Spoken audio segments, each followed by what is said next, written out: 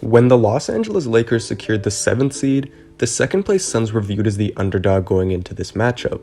While Phoenix had a great regular season, many people pointed to LA's playoff experience, size advantage, and star power as evidence that they were the better team. On top of that, CP3 got injured in Game 1, which only further confirmed this belief that the Lakers would win this series.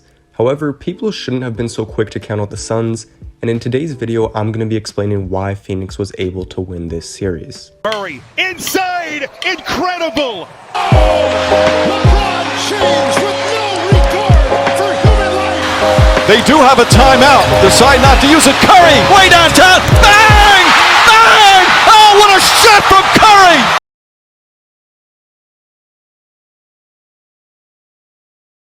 Though many fans favored the Lakers to win this series from the jump, they also showed a lot of recency bias after Game 2. Sure, there were those that thought Los Angeles would beat the Suns initially, but only after CP3 got hurt and LA won Game 2 did people begin to put guarantees on the Lakers winning this series.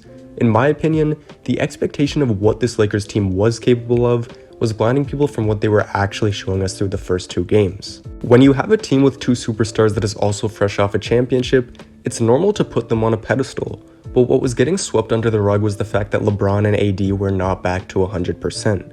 After these two returned from their injuries, there was clearly something wrong with each of them. Obviously they had some great performances after coming back, but generally speaking, LeBron looked a step slow and AD was very inconsistent. Shortly after coming back from his injury, LeBron said that he didn't think he would ever get back to 100% in his career.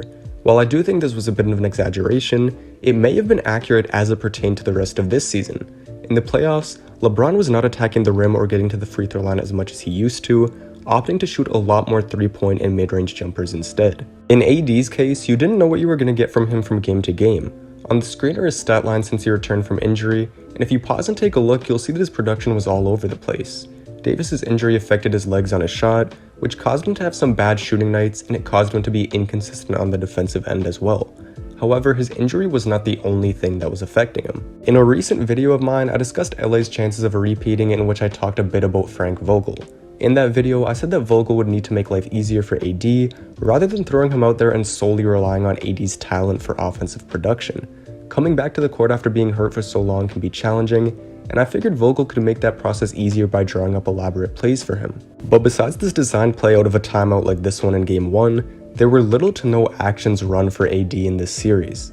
If you didn't catch it, Anthony Davis was playing at the 5 on this possession, which explains why Vogel was able to drop a set play with him going to the rim. While AD at the 5 is amazing, he got limited minutes there because he prefers playing the 4. Even with that being the case, there were still ways that Vogel could have opened up the paint for AD while also playing him at his preferred position. The most obvious way would have been to play him alongside Marc Gasol more, but Vogel could have also experimented with AD at the 4 and Markieff Morris or Kyle Kuzma playing the 5. Anyone that watched the Suns this year knew that they liked to use Dario Saric as a small ball 5 coming off the bench, so the Lakers could definitely have gotten by with Morris or Kuzma playing the 5 for short bursts. While this would have spaced the floor for AD, Vogel didn't go to these lineups as often as he should have. Sometimes Vogel's rotations are good and strategic, but there are other times where his rotations feel planned. Because of this, the Lakers were at a disadvantage in the coaching department and was one of the reasons that they lost this series. As far as the players on the court go, the Suns' supporting cast was better than LA's. Mikal Bridges shot 38% from 3 and played great defense on LeBron in the series. Cam Payne brought great energy and had some really nice moments off the bench. Cam Johnson shot the 3 well, and DeAndre Ayton played amazing on both ends of the floor. Going into this playoff matchup, the consensus was that Phoenix was at a disadvantage size-wise, but Ayton more than made up for any disadvantage that the Suns may have been at. Ayton was great in the pick and roll with Paul, Payne, and Booker, he ran the floor well, and when given the chance to take his defender one-on-one, he made the most out of those opportunities.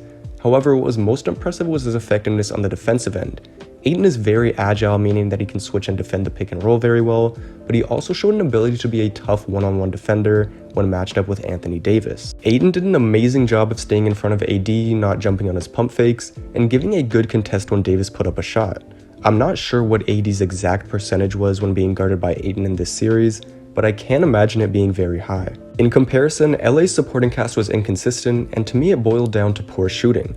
When you have 2 ball-dominant superstars like LeBron and AD, the other guys are going to be spotting up quite often. The only issue is that the Lakers were a bad 3-point shooting team. For the season, LA ranked 25th in 3-pointers made, 21st in 3-point percentage, and for the series they shot just 29.9% from 3. On the other hand, Phoenix was 13th in made threes during the year, and they ranked 7th in three-point percentage. While the Suns did struggle to hit threes to start the series, their shooting picked up as the games went on, while LA's shooting did not. With the supporting cast playing the way they did, the Suns were able to win even without Chris Paul being at full health.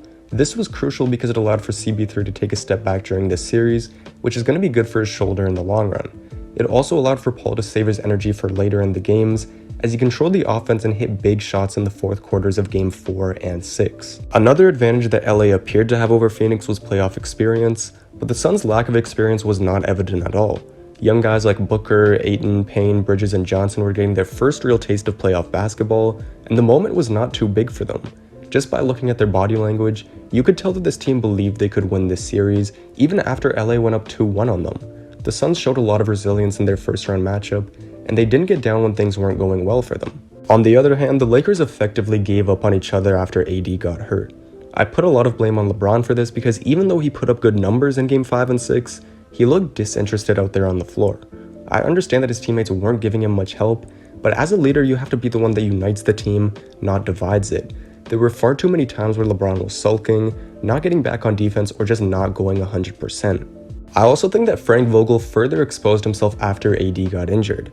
I mentioned earlier that his offense is relatively unimaginative, opting to rely on LeBron and AD's talents to get points.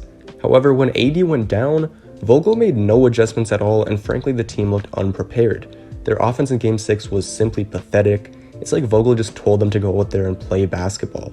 They weren't creating good shots, they were expecting LeBron to ISO from the top of the key nearly every play, and the offense just looked messy overall.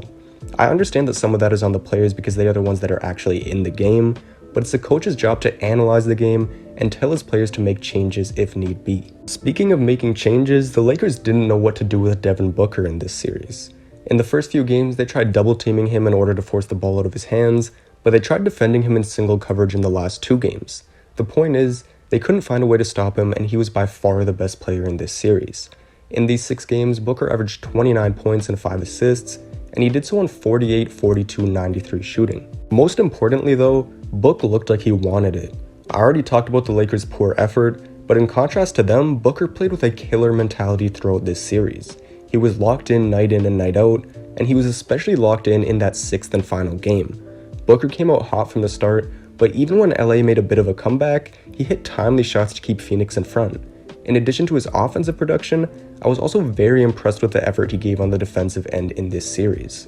All in all, Booker showed that he can step his game up come playoff time, and he was the biggest reason for Phoenix knocking out the defending champs. On paper, the Lakers were the more talented team going into this series, but Phoenix had better coaching, more depth, better shooting, and they played hard in each game. Many people counted them out once CP3 got injured, but this team showed how resilient they are, and that should strike fear into other teams. The Phoenix Suns deserve to win this series, and I'm very excited to see how far they can go this year. That's going to be all for today's video. Make sure to leave a like and subscribe if you enjoyed, and leave a comment down below letting me know how far you think the Phoenix Suns will go in this year's playoffs. With all that being said, I'm out, and I'll see you in the next one.